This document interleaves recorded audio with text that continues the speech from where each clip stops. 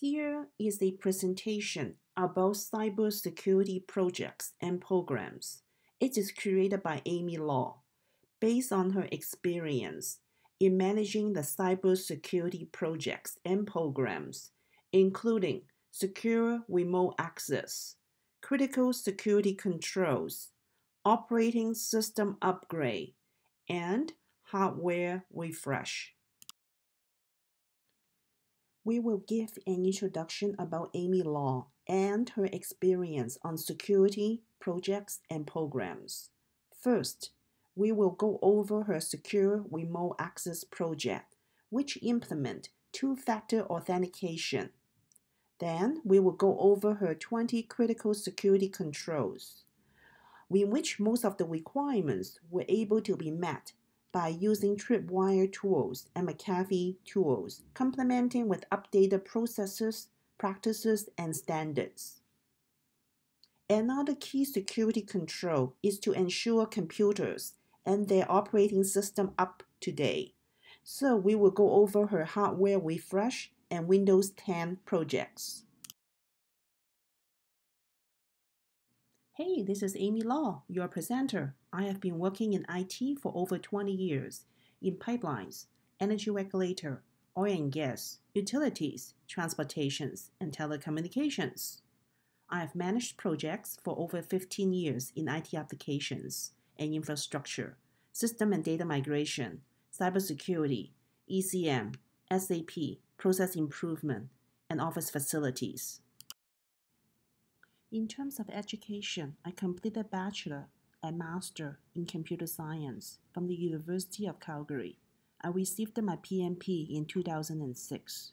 I also completed certifications in project management, change management, ISO 27001, Information Security Management System, and ITIL. One of my cybersecurity projects is to roll out the two-factor authentication to internal staff, affiliates, and external vendors. The client had a cybersecurity risk. The client was lack of capability to access files securely from home or outside of the office local area network. Without proper security process, setup, and training, the internal staff had challenges to collaborate with affiliates and external users. The project goal was to enable two-factor authentication to ensure secure access for files and systems. More importantly, the mandate is to deploy a security control to articulate who can access what with detailed audit trail. As a project manager, I work closely with VP to manage project planning, budget tracking, and communications. I managed an off-site vendor from finalizing statement of requirements to delivery. Working closely with support desk, the project completed a validation with 40 internal and external testers on a variety of desktops, laptops, mobile phones, and tablets with selected browsers. For OCM, the project created FAQ and user guide. In addition, the project scheduled one-on-one sessions for the support desk personnel to provide white glove support to senior management, including VPs and above. The project was successful. As such, we enabled over 750 users with secured remote access to their webmail, Citrix, and VPN. We improved secured collaboration for staff, affiliates, and external vendors.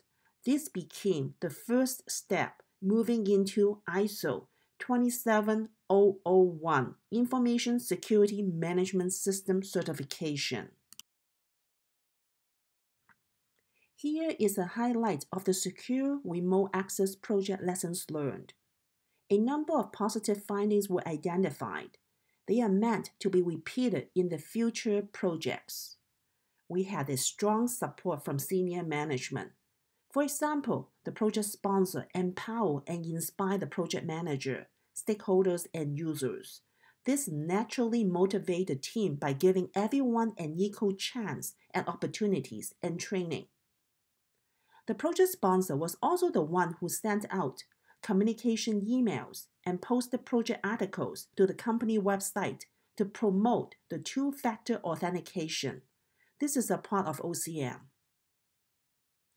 The solution aligned with the organizational change objective to be certified ISO 27001 Information Security Management System. This ISO certification was the mandate from the parent company. This project moved the company a step closer to the ISO 27001 certification.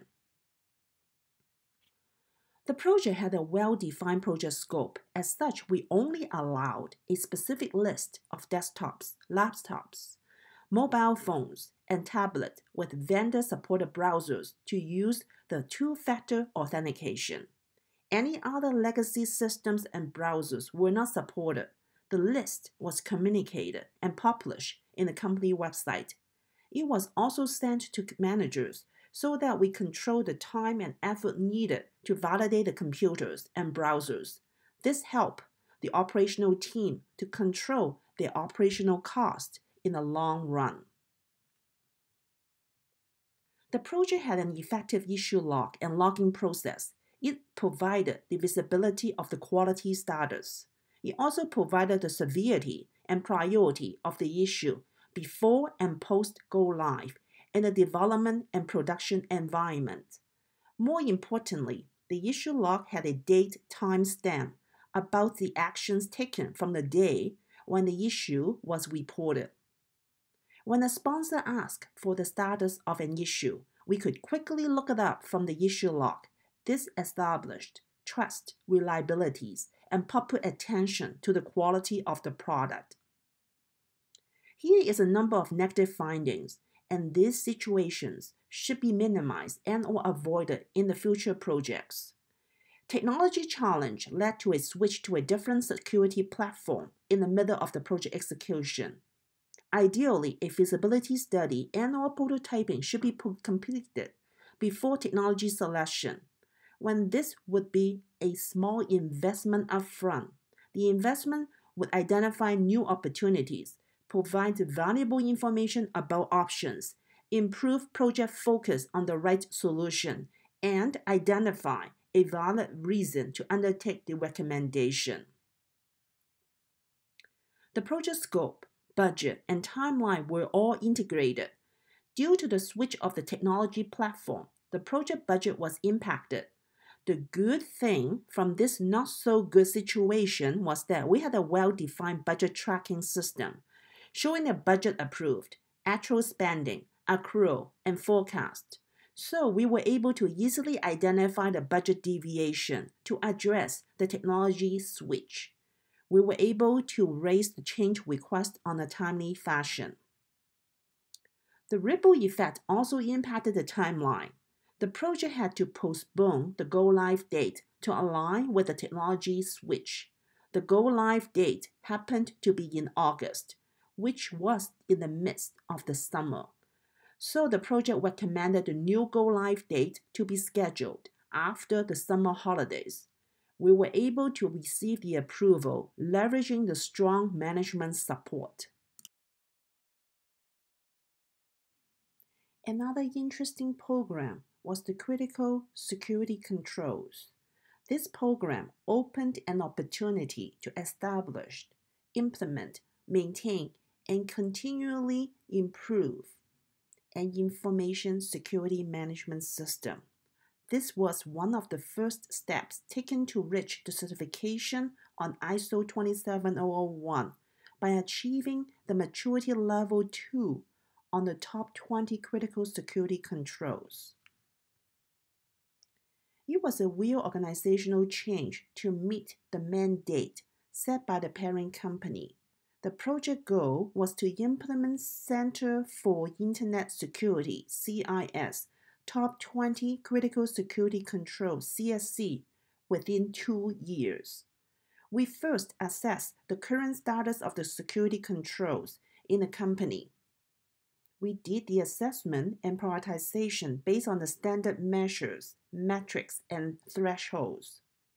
Then, we created a requirements traceability matrix showing the 20 controls, total to over 90 security requirements.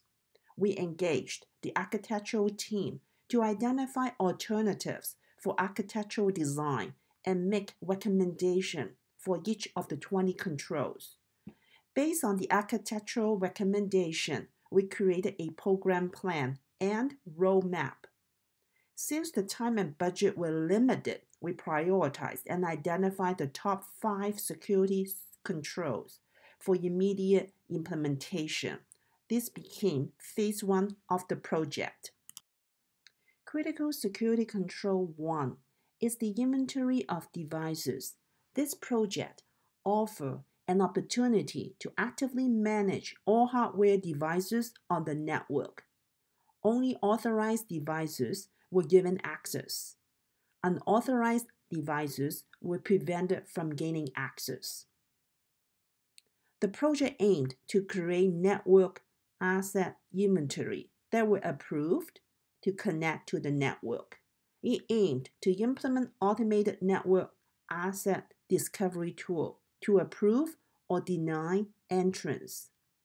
We took the action to evaluate a list of security solutions using a list of criteria. The preference was to use the existing tools that will meet the requirements.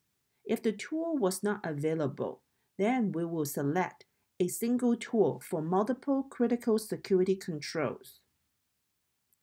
So we selected Tripwire vendor to implement network asset discovery tool and network asset inventory.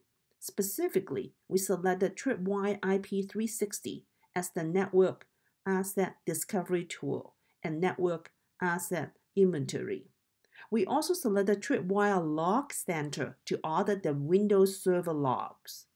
Since Tripwire solutions provided coverage for 14 of the top 20 critical security controls, including device and software inventory, secure configuration, vulnerability assessment, and log management, the program leveraged the same tool addressing multiple controls, leading to cost and time saving.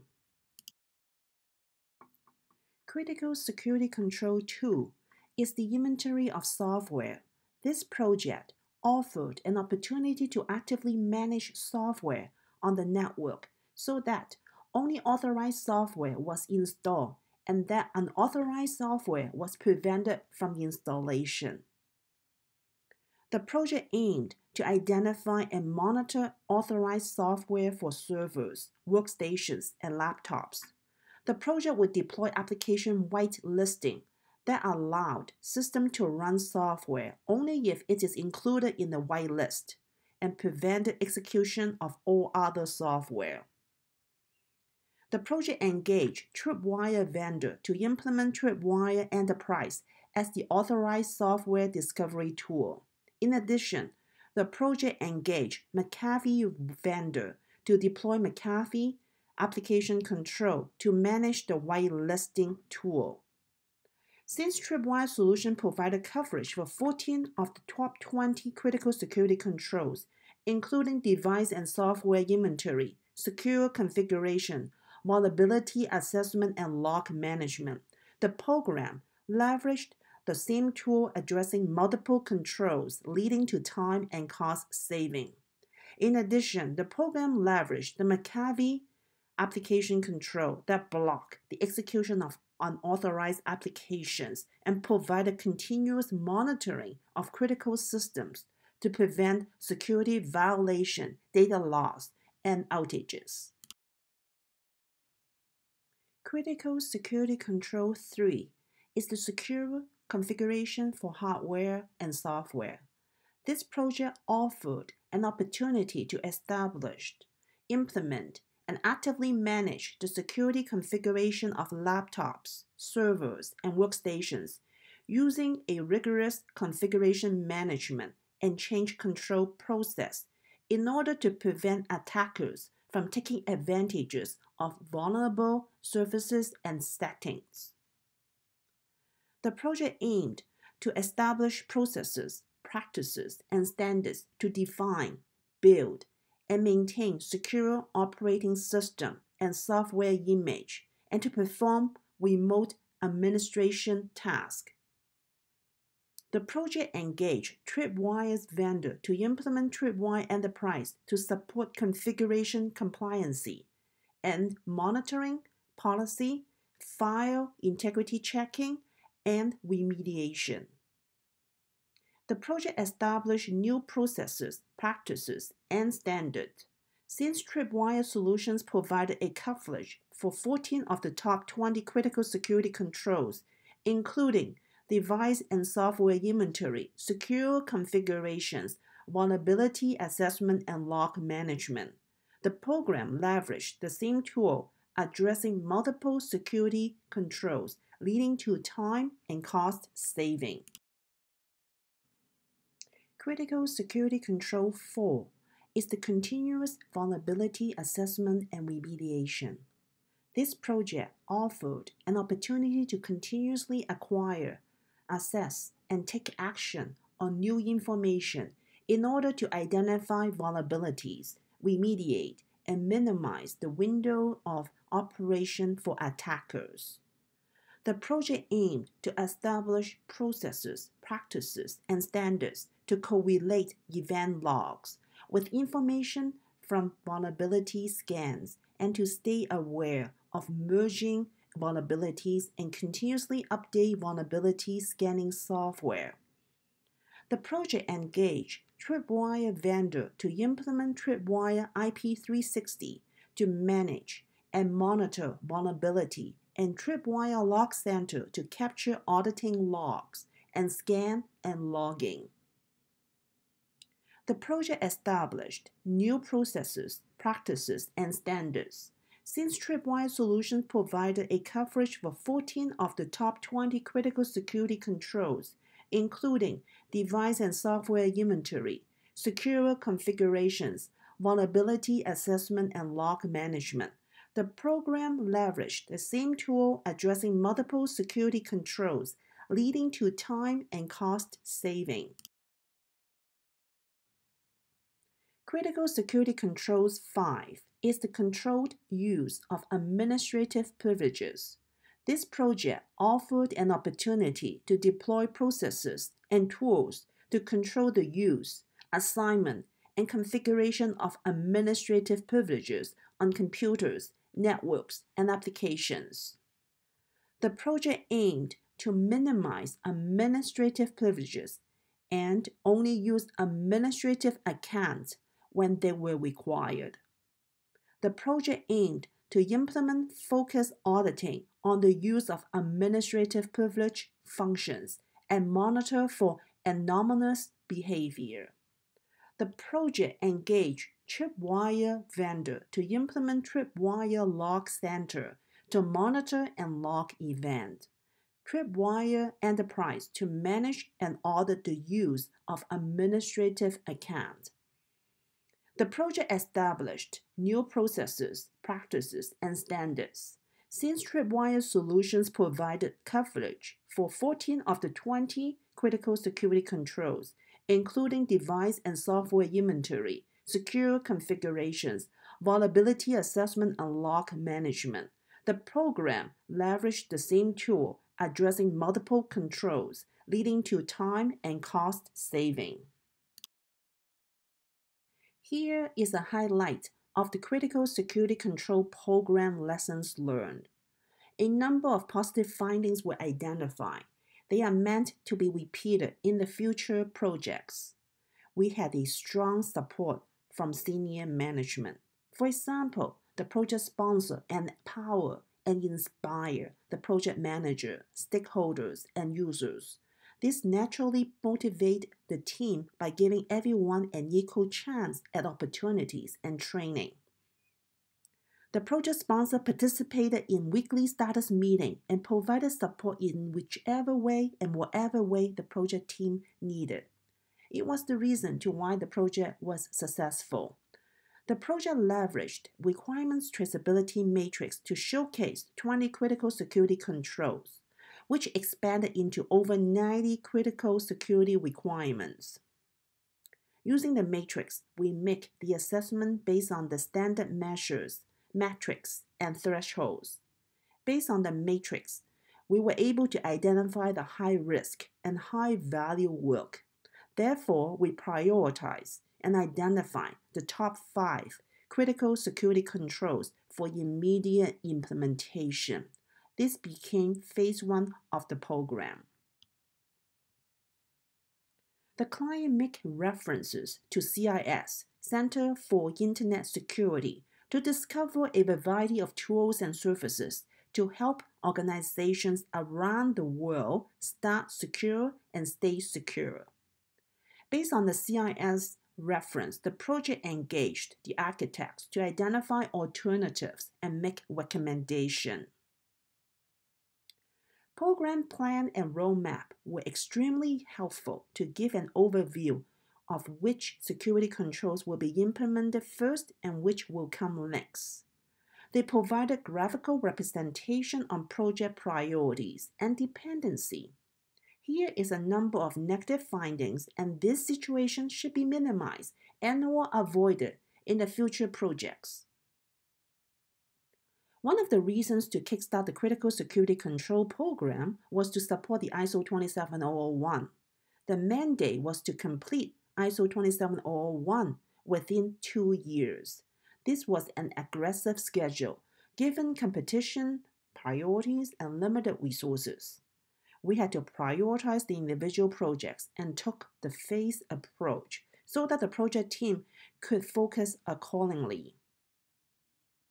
Change of resources was another challenge in the program. The client had a union which firmly defined how long a contractor could stay with the company. Due to the union constraint, many contractors, including the program manager, project manager, architect, and business analysts, were not able to be renewed and stayed, leading to a major project disruption. The contracted resources should have stayed and completed the program. Some of the computers and systems were not kept up to date. For example, some computers at the field did not allow for a long password. Some systems were no longer vendor supported, opening itself for security threats. It was a difficult situation as we had to make a decision to either upgrade this outdated IT asset or accept the exception as security gaps. Organizations should always keep their technologies up to date. Another important project to ensure cybersecurity is to keep the operating systems up to date. The client had a cybersecurity risk. The client had an old operating system that would be obsolete in 6 months. Some of the client's computers were very old. As such, they did not support the new operating systems. The project offered an opportunity to ensure the organization has the latest operating system, including critical patches to prevent security gaps, improving the stability of the software, and remove outdated features. All of these updates were aimed at making the user experience better. The latest operating system had the minimal hardware requirements. As such, hardware refreshed often pairs with operating system upgrade. The project requirements including the upgrade of operating system to Windows 10, refresh of selected computers with the latest hardware, and update of common software to accommodate upgrade and refresh. The project upgraded 800 computers to Windows 10 and Office 365 using SCCM pull and push.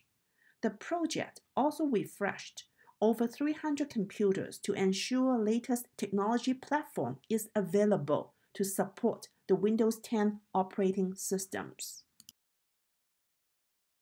Here is a highlight of the program lessons learned on operating system upgrade and hardware refresh. A number of positive findings were identified. They are meant to be repeated in the future projects. The use of a burn-down chart was deemed to be useful. A burn-down chart is a graphical representation of work left to do versus time. A picture is worth 1,000 words. This was a great indication of how well the project is doing to upgrade the operating system and refresh the computers. Operating system upgrade and hardware refresh support each other. Their combined benefits are much higher than the benefit of any one project. Windows 10 has specific hardware requirements. As such, an older computer may not be compatible with Windows 10. A new hardware may not be efficient without the latest operating systems. As a result, these two projects were grouped into a program for combined benefit. Another positive action taken was to engage a vendor to include the new operating system image to the new computers before shipment. In some cases, the new computers were shipped to the remote locations and retail stores directly. From the logistic perspective, it was a time saving to engage the vendor to include the new image to the new computers despite of a minimal service charge. We leveraged a summer student to contact users individually about the upcoming operating system upgrade and procedure to back up their files. This included a phone call to the users before the upgrade and an email to follow up after the upgrade. Since some of the users were not familiar with the procedure, the additional communications help the users with a peace of mind. This is a great way to wrap up a project with an appreciation. We celebrated the project success with a team lunch. In addition, each project team member, including the operation manager and sponsor, received a gift card of $50 for their effort and contribution. Here is a number of negative findings, and this situation should be minimized and/or avoided in the future projects. We should avoid a single source procurement because the single source could impact the schedule if their inventory is not sufficient or their warehouse is not local. The single source procurement is different from the sole source procurement. A single source procurement can be defined as two or more vendors can supply the commodity, technology, and/or perform the services required, but the company selects only one vendor over the others. A sole source procurement can be defined as any contract entered into without a competitor. Analysis of software in hardware is essential since the company has many affiliates with different software for their own department. It is essential to analyze the software to ensure the latest operating system is compatible. If the custom software is not compatible, project needs to upgrade the software. This will take time and effort.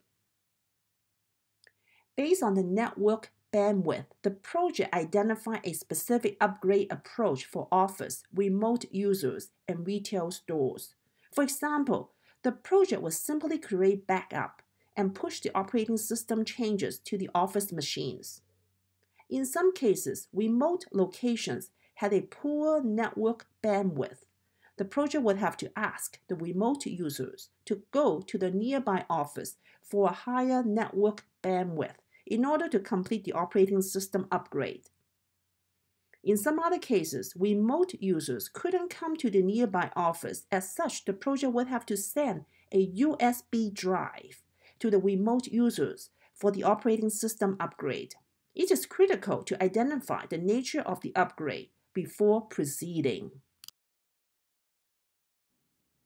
Thank you very much for your time. Please contact me for additional project management templates and samples.